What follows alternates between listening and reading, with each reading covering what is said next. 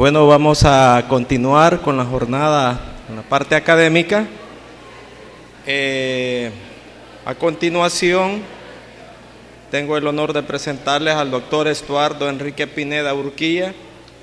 Él es graduado doctor en medicina de la Universidad de El Salvador, pediatra graduado del Hospital Nacional de Niños Benjamín Blum, oncólogo pediatra graduado del Hospital Roosevelt de la Universidad Francisco Marroquín de Guatemala, oncólogo agregado al Servicio de Oncología Pediátrica del Hospital Benjamín Blum, profesor de pregrado y posgrado de la Universidad de El Salvador, miembro del Comité de Ética del Hospital Nacional de Niños Benjamín Blum, miembro del Comité Directivo de la Evaluación de Alertas Tempranas para Países de Centroamérica del Hospital San Judas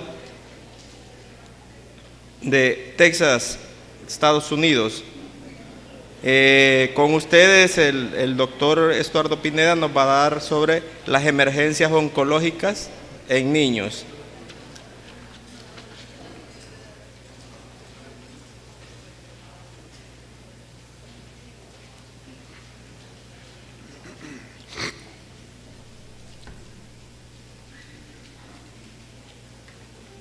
Tengan todos y todas buenos días. Siento muy honrado de estar participando en esta jornada, especialmente porque me siento entre amigos. Un saludo para todos, felicidades en su día, en nuestro día.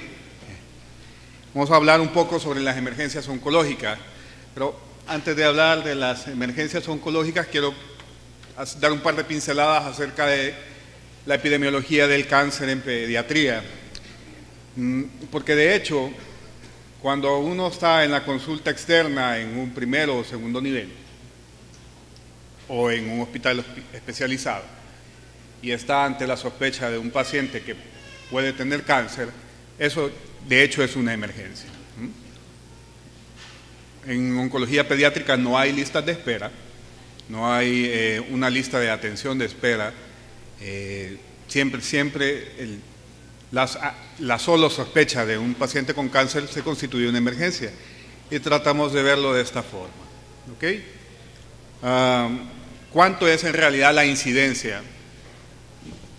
En países como Estados Unidos, que tienen datos fiables, se espera que la incidencia anual de pacientes nuevos con cáncer, casos nuevos, por año sea alrededor de 18.7 por cada 100.000 habitantes entre 0 y 19 años. La población de El Salvador, si ustedes recuerdan, es una población, tiene una distribución piramidal. La base está constituida por pacientes, personas menores de 45 años, ¿de acuerdo? De estos, los pacientes entre 0 y 19 años son alrededor de 2 millones. O sea, 2 millones de 6.5 millones de salvadoreños que somos, tienen entre 0 y 19 años. Y de estos, esperamos que alrededor de 18 por cada 100.000 tengan cáncer en pediatría. Esto quiere decir que estaríamos esperando alrededor de 400 casos por año. En el Blum vemos alrededor de 200 casos nuevos por año. Por una cosa, porque el rango de edad para dar atención en el hospital usualmente es entre los 0 y los 12 años. ¿De acuerdo? Los pacientes que están entre 12 y 19 años en su mayoría son vistos en otros hospitales. ¿Sí? Por eso es que nosotros vemos alrededor de 200 casos nuevos por año. De estos, la gran mayoría van a ser leucemias, seguidos por tumores del sistema nervioso central, que es la segunda patología más frecuente en cáncer. En países como Estados Unidos, la tasa de sobrevida subió del 61% en la década de los 70, cuando algunos de nosotros estábamos naciendo y ustedes todavía andaban circulando en sus padres, de acuerdo, ni siquiera se habían conocido sus padres probablemente, y subió del 61% en esta década al 83% como sobrevida global en el 2010. ¿Cuánto es nuestra tasa de sobrevida en El Salvador tomando en consideración que somos un país con recursos limitados? Hemos alcanzado una sobrevida global del 65%. Eso significa que estamos casi como en los 80, ¿de acuerdo? Nos hace falta Michael Jackson y ya estamos en los 80, ¿de acuerdo? Esto podemos decir que es un logro modesto, tomando en consideración que las limitaciones que el país tiene. Sin embargo, para que ustedes lo tengan en perspectiva, esto equivale al logro alcanzado en los países de Europa del Este, por ejemplo, ¿sí? Estos países nuevos, Yugoslavia, después de que se disolvió la Unión Soviética como tal y aparecieron estos nuevos países. Por cierto, uno de ellos va mañana a la final, ¿verdad? Entonces, quién sabe, ¿verdad? En un par de décadas alcancemos una sobrevida mayor.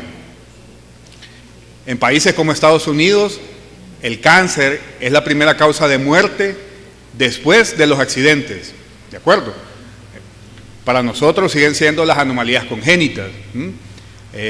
Puede ser que por ahí estén enfermedades infectocontagiosas, pero en la medida en que el país se vaya desarrollando y se alcancen mejores índices de desarrollo, nos vamos a ir pareciendo, nuestra epidemiología se va a ir pareciendo más a la de los países desarrollados, y entonces vamos a alcanzar este nivel en el cual el cáncer va a representar la segunda causa de muerte más frecuente en nuestros países.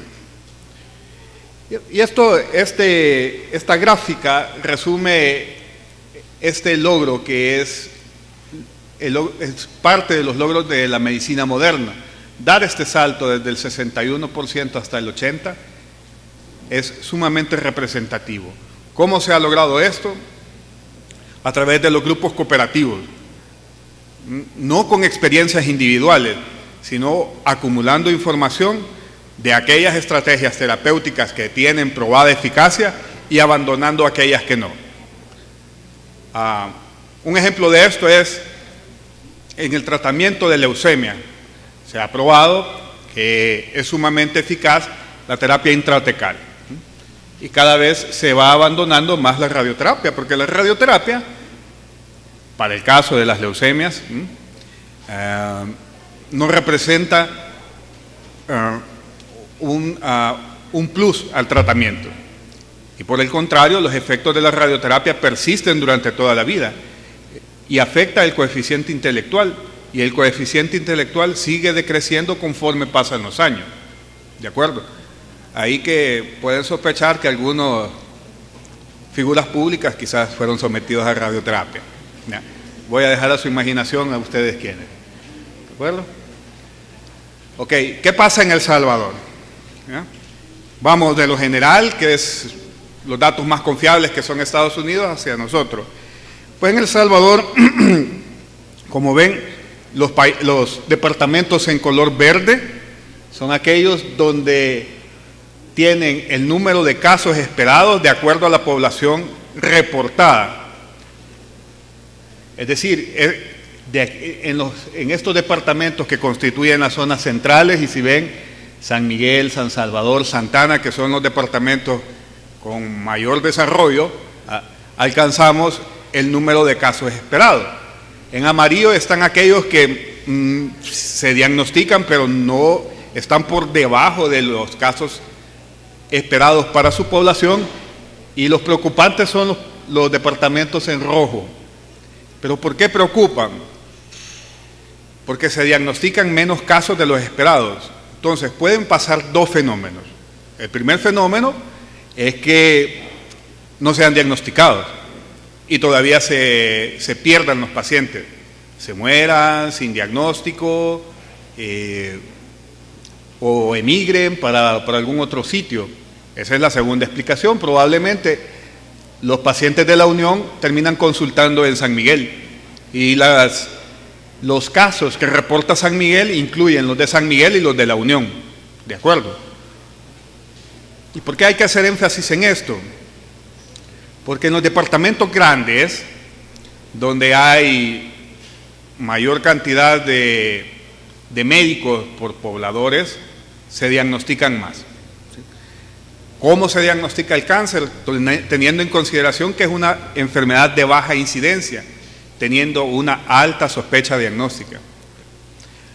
Cuando usted se enfrente a un paciente que tenga fiebre inexplicable, dolor inexplicable, masas, no asuma que tiene el diagnóstico.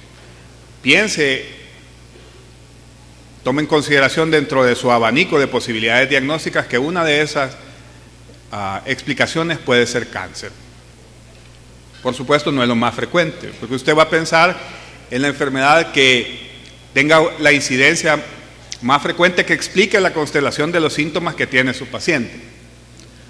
Ok, la distribución por patologías es muy similar a lo reportado en la literatura mundial. Para nosotros las leucemias representan la mayor cantidad de casos, en su mayoría leucemias linfoblásticas. La probabilidad de que un paciente con leucemia linfoblástica en El Salvador, que tenga características estándar, se cure es arriba del 70%. ¿Sí? Es decir, es más probable que se muera de choque de un paciente que entró al intensivo porque tiene choque séptico secundario a neumonía o a diarrea. Es más probable que ese paciente se muera que un paciente con leucemia linfoblástica. Gracias al esfuerzo del hospital, de muchas entidades, incluyendo la Fundación Ayúdame a Vivir, de hospitales como el San Judas, que son nuestro partner científico, se ha logrado este logro. Vamos a pasar a lo que venimos, lo que nos compete, que es las emergencias oncológicas. Las emergencias oncológicas se pueden presentar durante 3 fases en un paciente con cáncer. Durante el diagnóstico inicial, es decir, durante el cuadro clínico inicial, como complicaciones del tratamiento o en la recidiva. Y vamos a revisar estas que están citadas en el lado izquierdo, que son, digamos, las más frecuentes con las que nos enfrentamos los pediatras y los oncólogos pediatras. ¿De acuerdo? Hiperleucocitosis, síndrome de lisis tumoral, fiebre y neutropenia, síndrome de mediastino superior. Aquí también incluimos el síndrome de cava superior, que se presentan en pediatría a la vez, y el síndrome de compresión medular aguda.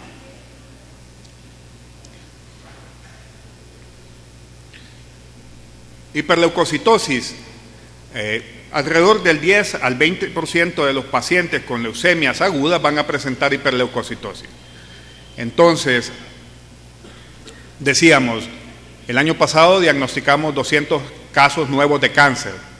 De estos, 80 fueron leucemias, que representan alrededor del 45% de los casos de cáncer nuevo. El 10 al 20%, más o menos, tenemos entre 9 y 18 pacientes con hiperleucocitosis por año. Es decir, más o menos 1 cada 6 semanas. O sea, 1 cada 6 semanas vamos a estar viendo que llega a la emergencia un paciente que tiene leucocitos por arriba de 100.000. Y ese es el concepto de hiperleucocitosis. La hiperleucocitosis se define como las cuentas de glóbulos blancos por arriba de 100.000 por campo de mayor aumento. El problema fundamental de la leucocitosis es que causa leucoestasia. Se sabe que los linfoblastos secretan interleucinas, factor de necrosis tumoral, y otros factores que le permiten la adhesión al endotelio. Y esto causa leucoestasia. Además, recuerden que el tamaño del linfoblasto suele ser alrededor de 250 micras, cuando el del eritrocito es alrededor de 6 a 8. Es un volumen mucho mayor, circulando por una red de vasos ya establecidas. Esto permite estasis, y al haber estasis hay isquemia y la posibilidad de infartos cerebrales, pulmonares y renales. Si hay infartos pulmonares, se manifiesta como leucoestasia pulmonar con dificultad respiratoria que perfectamente puede simular una neumonía. Un paciente que llega cansado, con historia de tos, fiebre, dificultad respiratoria a la emergencia, perfectamente puede ser una neumonía. Al tomar el hemograma usted se da cuenta que tiene más de 100.000 leucocitos. Suele suceder que ante lo inesperado, porque su frecuencia es bien baja, se dude del dato y se pide la corroboración por el laboratorio. En leucemias mieloides puede ocurrir entre el 18 y el 23% de los casos y tienen mayor riesgo las leucemias mieloides que son de tipo M4 o M5, que son las mielomonocíticas o las monocíticas, porque estas al romperse liberan a la circulación gránulos proinflamatorios y al haber gránulos proinflamatorios hay agregación de plaquetas y el problema de leucoestasia aumenta. En leucemias linfoblásticas la incidencia suele oscilar entre el 13 y el 18% y es mucho más frecuente en un grupo particular de leucemias linfoblásticas que es el de leucemias linfoblásticas de células T. En la fotografía del lado izquierdo ustedes observan una tinción de Wright en la cual observan mieloblastos. Lo usual es que sean los eritrocitos los que predominen. En este caso hay una masiva cantidad de mieloblastos circulando que causan adhesión endotelial y fenómenos de trombosis. Como tratamiento se ha utilizado y está descrita la leucoaféresis, que se hace con una máquina de aféresis, se suele utilizar en pacientes que tienen más de 100.000 células, requiere personal entrenado, requiere un equipo sofisticado y filtros, lo cual muchas veces no está disponible en nuestro hospital. Pueden hacerse exsanguíneo-transfusiones parciales con alicuotas en unidades de cuidados intensivos con reposición de volumen que permite mejorar el nivel de hemoglobina y disminuir transitoriamente las cuentas de leucocitos. La terapia más efectiva para disminuir la cuenta de glóbulos blancos circulantes en una emergencia como hiperleucocitosis es la quimioterapia. Por eso es que se vuelve una emergencia la sospecha diagnóstica, porque hay que actuar de inmediato, asegurar que el paciente tenga monitoreo de signos vitales constante, una unidad de cuidados intensivos que le pueda cuidar, la colocación de un catéter venoso central y el inicio del tratamiento. Los linfoblastos son particularmente sensibles a los esteroides, exhiben en su superficie receptores para estos y se unen en un mecanismo semejante al de llave cerradura, y lo que produce es linfólisis, aumenta la permeabilidad del linfoblasto, causa edema del linfoblasto y ruptura posterior.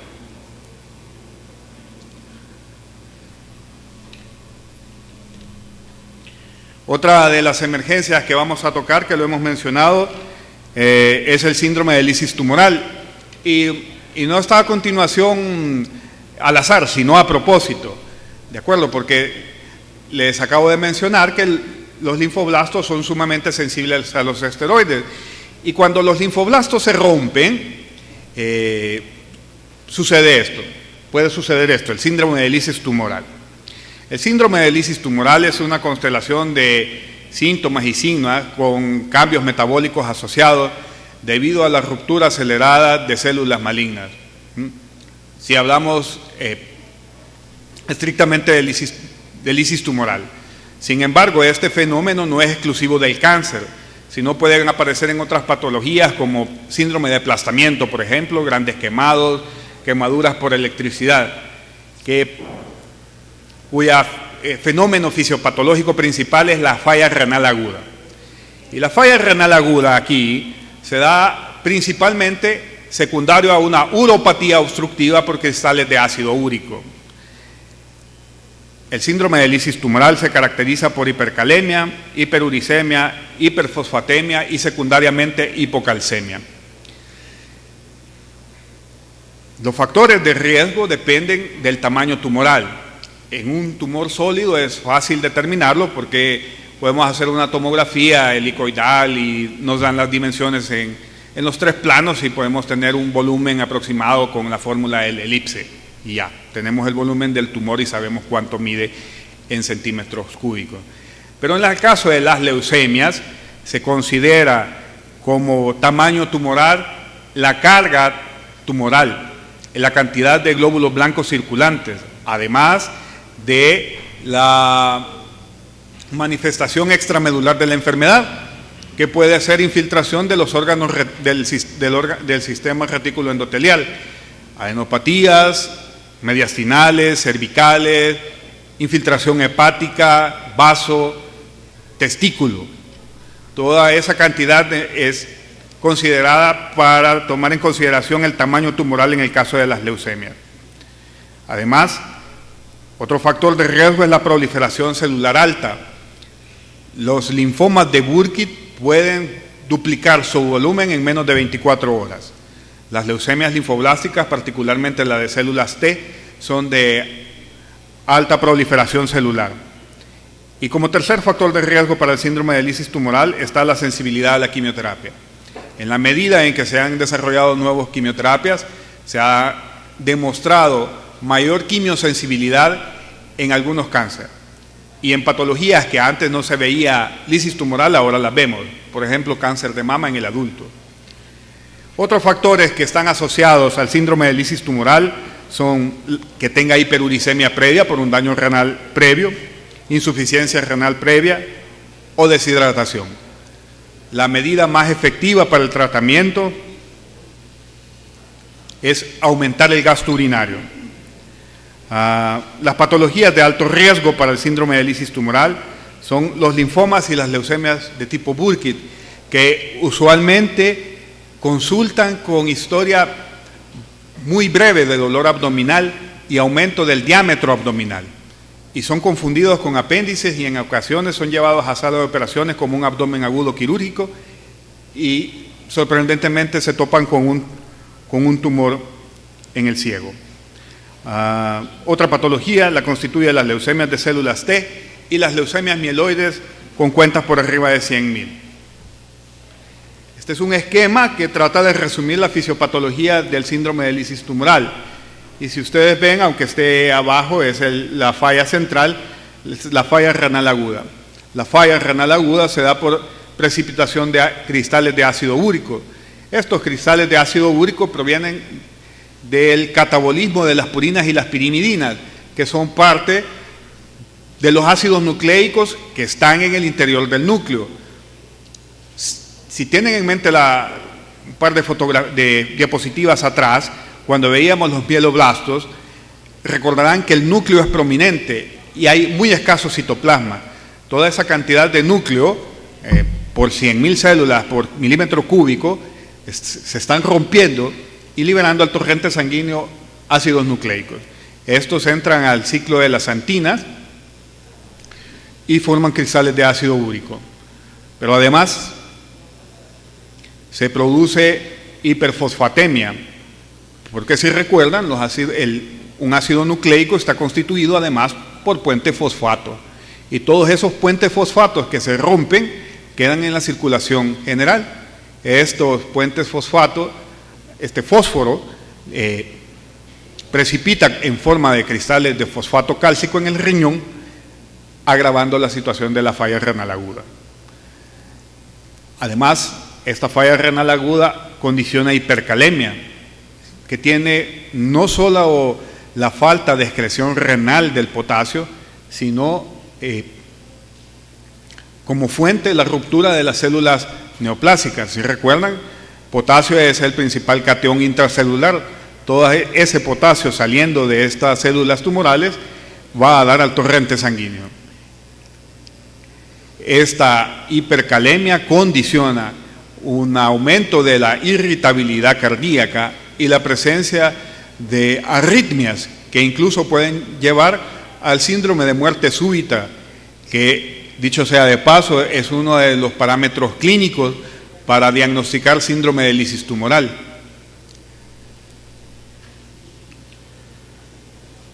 Hablemos un poco del tratamiento. El tratamiento del síndrome de lisis tumoral incluye hidratación agresiva. ¿Cuánto?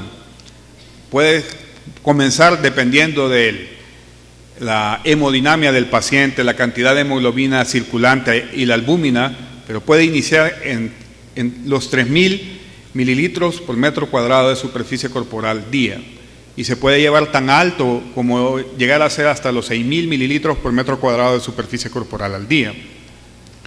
Para que tengan una idea, los requerimientos basales suelen andar entre los 1.700 y los 1.800 en un niño.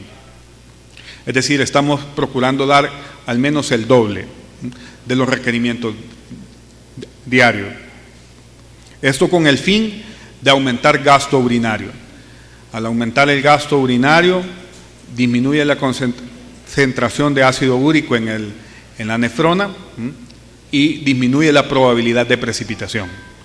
Pueden ser útiles, además, la alcalinización de la orina, con infusiones continuas de bicarbonato que oscilan entre los 40 y los 80 miliequivalentes por litro. Recuerden que el ácido úrico es un ácido débil y los ácidos débiles se comportan de acuerdo a la situación. En un medio ácido se suelen comportar como base y precipitan. Por eso es que el ácido úrico precipita en el riñón, que tendrá un pH ácido. Al dar una infusión de bicarbonato, se busca disminuir la precipitación y aumentar la solubilidad del ácido úrico en el riñón. Podemos utilizar también alupurinol, que es un inhibidor de la xantina oxidasa, que modifica el pool de novo del ácido úrico proveniente de esta destrucción acelerada de células. El problema del alupurinol es que no modifica el ácido úrico ya formado. El ácido úrico ya formado existe la posibilidad de que precipite. En otros países, en países de primer nivel, se utiliza rasburicasa, que es capaz de convertir el ácido úrico en alantoína, que es hidrosoluble y que se excreta por el riñón.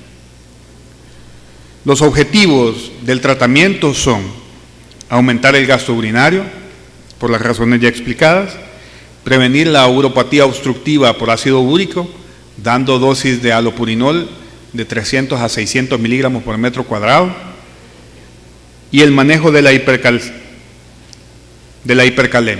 ¿De acuerdo? La hipercalemia, como se maneja en cualquier situación, que pueden incluir, pero no están limitados a infusiones polarizantes, el uso de gluconato de calcio, la utilización de beta 2, entre otros. Y prevenir la hiperfosfatemia. Además, en los pacientes un recordatorio, los niveles de fósforo probablemente son un poco más altos en el niño que en el adulto. Y esto es por un hecho fisiológico.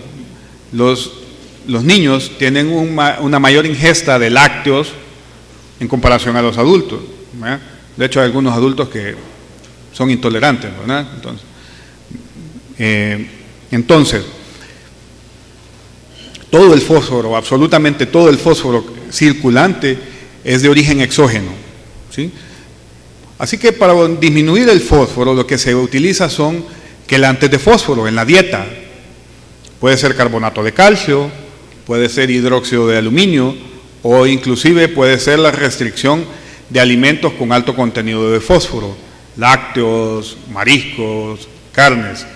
en el periodo agudo de la lisis tumoral.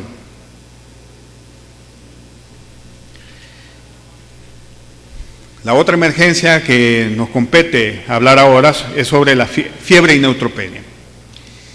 Y esto es quizás la emergencia que vemos con mucho mayor frecuencia asociada al tratamiento, entendiendo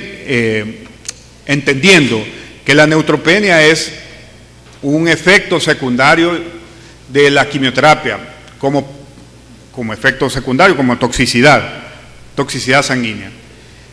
Pero definamos dos términos para hablar todos en un mismo tono.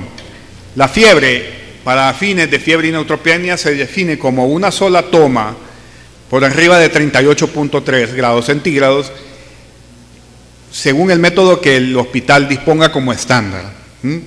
Algunos hospitales dispondrán, muy pocos, pienso yo, oral o rectal, ¿de acuerdo? Se ha abandonado un poco esa práctica, ¿sí? Se utiliza cada vez más la temperatura axilar, que no es una temperatura central, pero si se ha establecido como un método estándar de cuantificación de temperatura, pues se utiliza ese. Entonces, la temperatura por arriba de 38.3 grados centígrados se considera como fiebre, una sola toma, o una temperatura de 38 que persista por más de una hora. Eso es fiebre para efectos de fiebre y neutropenia en un paciente con cáncer, ¿sí? Entonces, cuando el médico residente nos habla por la noche y nos dice, doctor, tengo un paciente con fiebre, lo primero que vamos a hacer es preguntarle cuánto tiene de fiebre, ¿sí? Si nos dice 38, pues la conducta a seguir es, mira, observarlo y en una hora le vuelves a tomar la temperatura. Si en una hora vuelve a tomar la temperatura y está en 38, entonces lo consideramos como fiebre. Neutropenia, neutrófilos por debajo de 500. Esto es un poco diferente al valor que establece la OMS. La OMS establece para pacientes no oncológicos que la neutropenia es la cuenta de neutrófilos absoluta por debajo de 1500, ¿sí? Pero esto no es válido para el paciente que tiene neutropenia secundario al efecto de la quimioterapia. En cáncer, la neutropenia se define como el valor de neutrófilos totales, tomando en consideración el número de bandas por debajo de 500, o que está por debajo de 1000 y que se espera que en los siguientes días siga descendiendo. El efecto más tóxico de la quimioterapia se logra entre el 10º y el 14º día después de la aplicación de la quimio. En esos días vamos a tener las cuentas más bajas de neutrófilos, de hemoglobinas, de plaquetas. Si un paciente consulta en la emergencia con neutrófilos que están por debajo de 1000, pero que no ha llegado al día 10º, lo consideramos como fiebre y neutropenia, porque sabemos que sus neutrófilos ya están bajos y aún no ha llegado al día en el que esperamos el punto más bajo de los neutrófilos, que inclusive puede ser 0. Pero ¿cuál es el meollo de la fiebre y la neutropenia? Que la mortalidad de los pacientes con fiebre y neutropenia en cáncer es sumamente alta, puede ser arriba del 80% y depende del inicio temprano de antibióticos.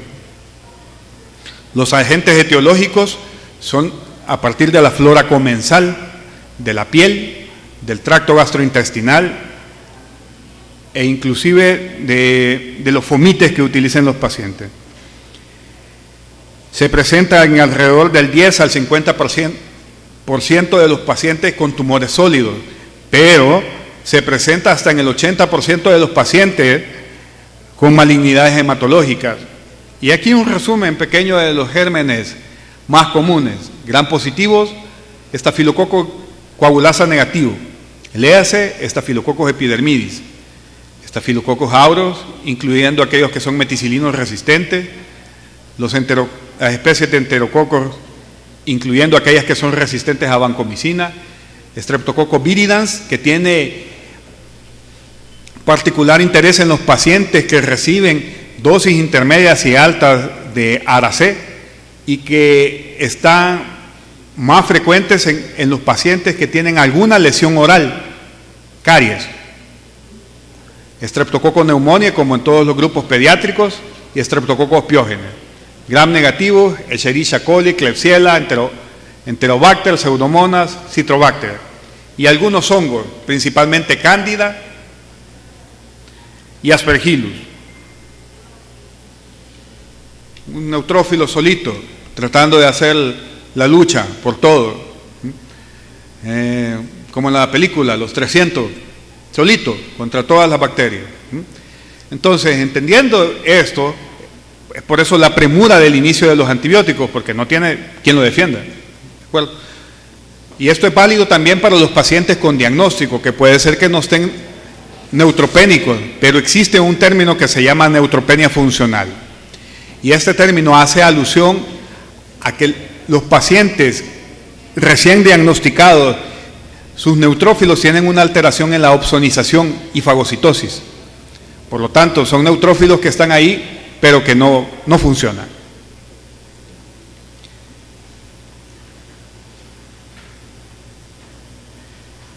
En las generalidades vamos a hablar un poco acerca de los pacientes de alto riesgo.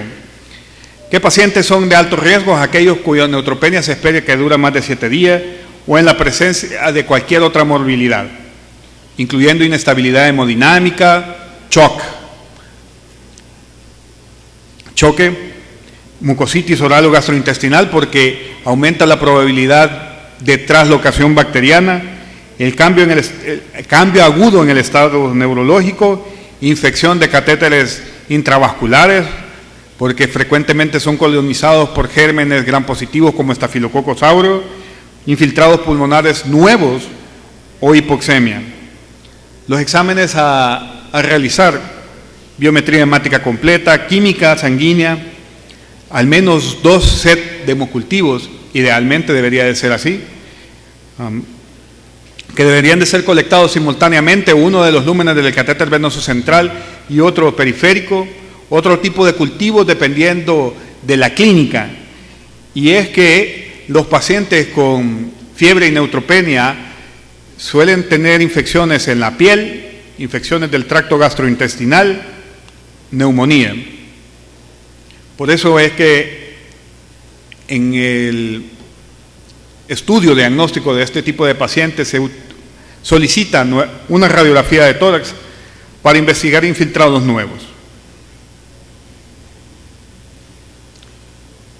El tratamiento, y me voy a detener, una vez que se ha determinado que el paciente tiene fiebre y neutropenia, y aquí está la definición resumida: fiebre más de 38.3, neutropenia menos de 500 neutrófilos. Los pacientes se dividen en pacientes de bajo y alto riesgo. ¿Qué pacientes son de bajo riesgo? Aquellos en los que se anticipa que la neutropenia va a durar menos de 7 días y que no tienen otra comorbilidad. Se puede elegir entre pacientes ambulatorios y pacientes que requieren ingreso al hospital. ¿Qué condiciones son necesarias para que los pacientes se puedan manejar de forma ambulatoria? Que esté disponible un régimen oral y que lo tolere, que esté disponible un cuidador, que tenga disponible un número de teléfono de contacto y que sea fácil, que tenga accesibilidad al hospital. Y aquí esta es la razón por la cual muchos de nuestros pacientes que probablemente cumplen otra condición clínica para ser pacientes de bajo riesgo y que se pudieran manejar de forma ambulatoria terminan ingresados en el hospital por la dificultad de acceder al hospital, por la pobreza y las condiciones en las que viven, etc. Si se decide por el régimen ambulatorio, el régimen incluye una fluoroquinolona, ciprofloxacina, más amoxicilina y ácido clavulánico. Es una combinación amplia. Se cubren absolutamente todos los gérmenes que resumimos en el cuadro previo. Lo observa de 4 a 24 horas en la clínica, en la consulta externa o en la emergencia, y se asegura de que la fiebre haya disminuido, que tolere el tratamiento y que permanezca estable. Si se decide por el paciente endovenoso, el paciente hospitalizado debe cumplir las siguientes condiciones. Una infección que requiera antibióticos endovenosos, intolerancia gastrointestinal, que sea una decisión del paciente y el médico, es decir, que el paciente o el cuidador manifieste que no puede venir al hospital en 48 horas porque vive en Morazán, por ejemplo. Si el paciente mejora en las siguientes horas, se puede optar por el régimen ambulatorio. Los pacientes de alto riesgo son aquellos en los que se anticipa que la neutropenia dure más de 7 días, que tengan inestabilidad clínica o que tengan otra comorbilidad como mucositis, neumonías, insuficiencia renal previa, paciente epiléptico, etc. Y el régimen empírico de tratamiento debe incluir antibióticos con amplia cobertura que incluya Pseudomonas aeruginosa y Staphylococcus aureus. Puede ser una ureidopenicilina asociada a un inhibidor de beta-lactamasa como piperacilina tazobactam, un carbapenémico como carbapenem o imipenem, dependiendo del centro. Nosotros utilizamos melopenem, una cefalosporina de 4ª generación, cefepime, o una cefalosporina de 3ª generación con cobertura para Pseudomonas, ceftazidima.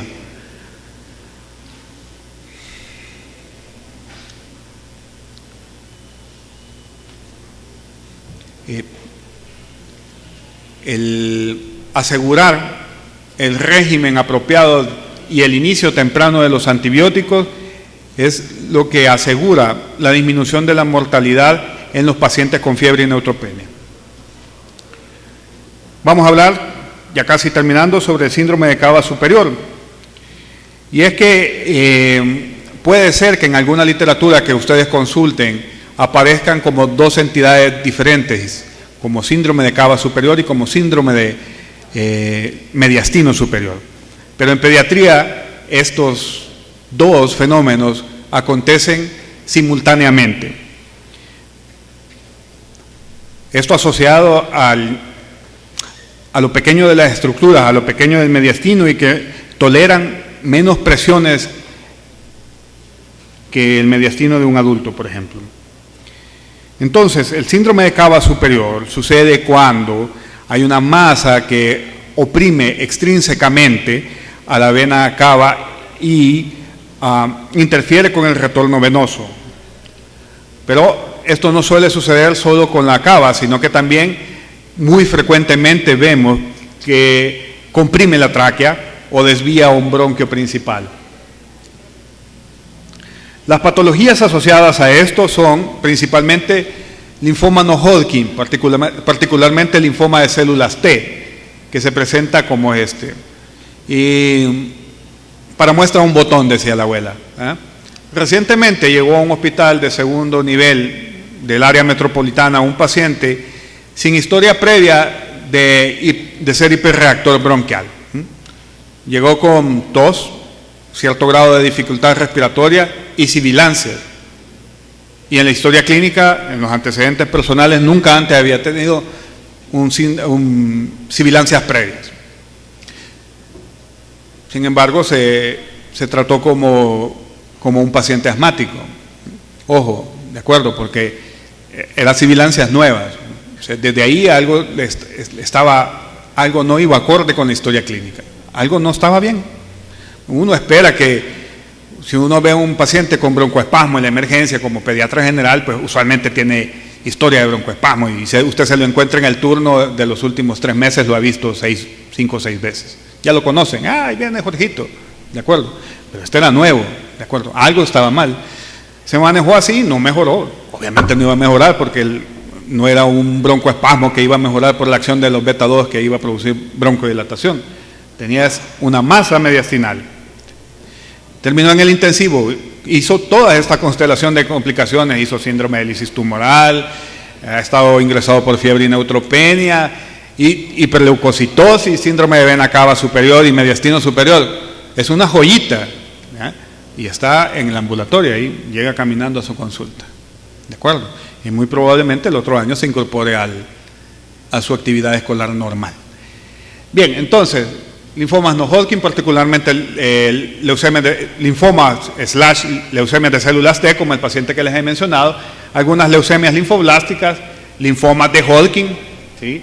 Neuroblastomas, tumores germinales, particularmente los maduros, sarcomas como los tumores de Askin.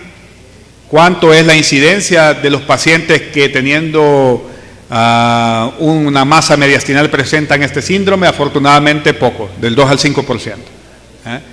Los síntomas: edema facial y de cuello, plétora facial, están rojos, como poscrápula, ¿sí? Bueno, disnea, poscrápula en los chelitos, porque a los morenos no se nos nota afortunadamente, ¿sí? Disnea, tos, estridor y dolor de pecho. El procedimiento diagnóstico: una radiografía de tórax simple que pueden obtener en la mayoría de los centros del Salvador. Un ecocardiograma si está disponible, porque en algunas ocasiones puede haber derrame pericárdico o pleural, TAC de tórax si lo tienen disponible, y una biopsia con anestesia local de la lesión cervical o supraclavicular. ¿Por qué con anestesia local? Porque estos pacientes toleran muy mal el decúbito supino, ¿verdad? Puede ser que cuando usted lo pongan en decúbito supino, el tumor termine de aplastar la tráquea y haga paro respiratorio. Y se acabó el cuento. El tratamiento, pues ventilación mecánica, ¿verdad? Cuando sea necesario, cuando tenga dificultad respiratoria, puede utilizar máscara laringea si la tiene disponible, porque son pacientes de intubación sumamente difícil, porque la vía aérea está obstruida extrínsecamente. El inicio de esteroides temprano, y en algunas ocasiones para los pacientes que no responden, radioterapia de emergencia.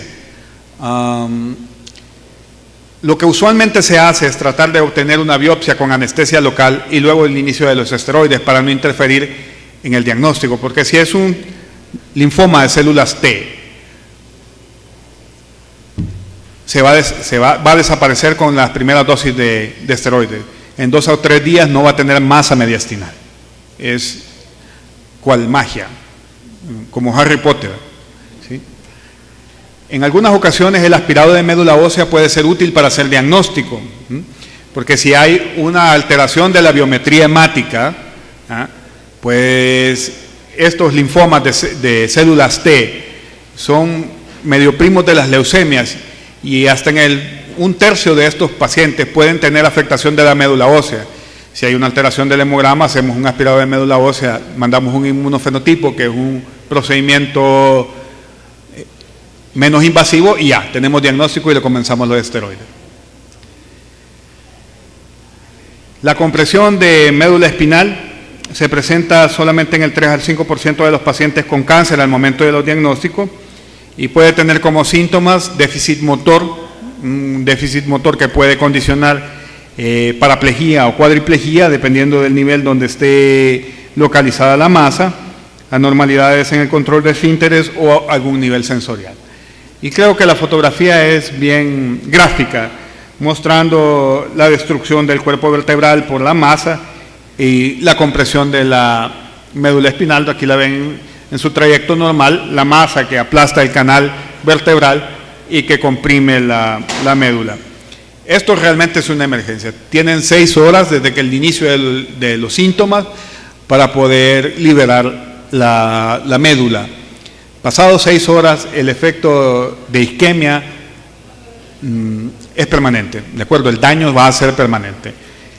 Por eso es que constituye una emergencia.